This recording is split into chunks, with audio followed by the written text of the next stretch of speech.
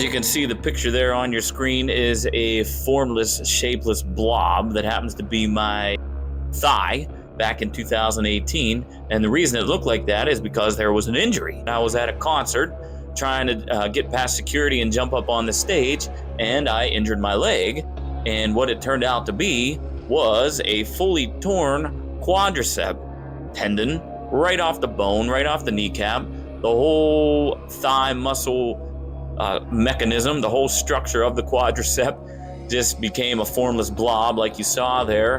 And when I went to the ER, they didn't know. They x-rayed for a broken femur and tested for torn ligaments, but they didn't test for the torn quad. So I had to hobble around for a few days like that before I went back to the surgeon, an emergency appointment, and he diagnosed it right away. There was the first look at the surgery. That was the first time I took my brace and bandage off after the surgery. And you could see there about 20 staples in there. Notice the leg atrophy. I wasn't working legs at all during that time because figure why work either of them. I'm not going to let the right one get a lot bigger while the left one shrinks. You could see how small everything got, especially the left one. Complete atrophy there.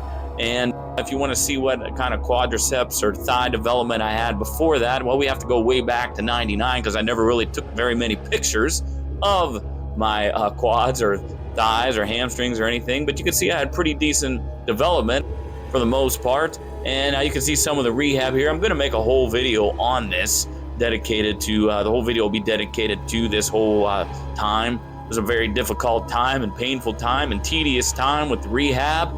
But let's return now back to the present day and age, 2024, back to this leg workout that we're about to look at, I should say. And you can see through a lot of hard work over the past several years, I have been able to get everything back. That's the right one. And we'll take a look now at the one that was destroyed. You can still see the scar there, obviously. And there is what the left one looks like. So I'm pretty satisfied, pretty content with working hard and getting everything back. And here you see a shot with some pretty good lighting right there.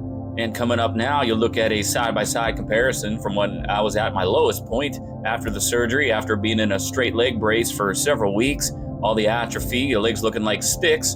So what we're going to do now is jump back ahead again here into 2024 and take a look at a basic moderate intensity leg workout that I do. Not going to be anything to show off or do any crazy feats of strength or anything, just a basic leg workout to show that I've recovered some capabilities of working the legs after such a traumatic injury, and we'll just go through and take a look at some of the things I do. Starting off here with this incline/decline squat machine, hack squat thingy. I don't know what it's called, but it's a very good machine.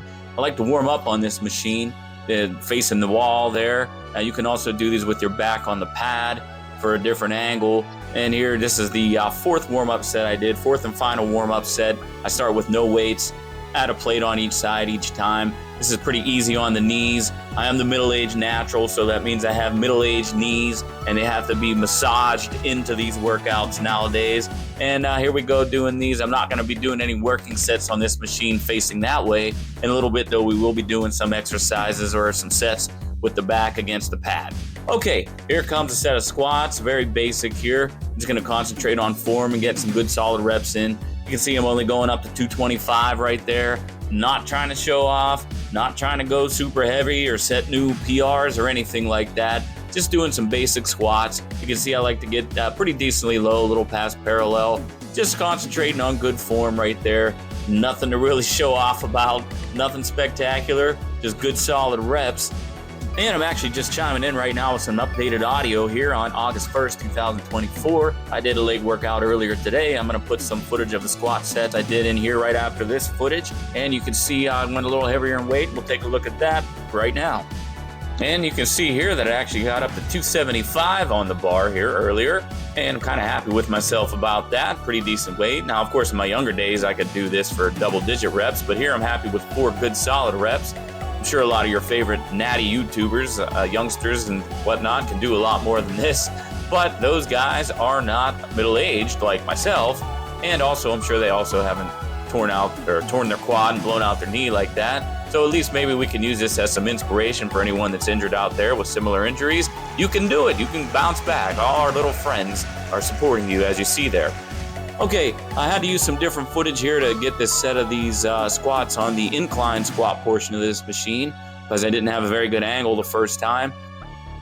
But at any rate, this will do, and you can see here that this is a really good exercise for the entire circumference of the thigh and the whole, even the glutes and the upper inner thighs and the hamstrings.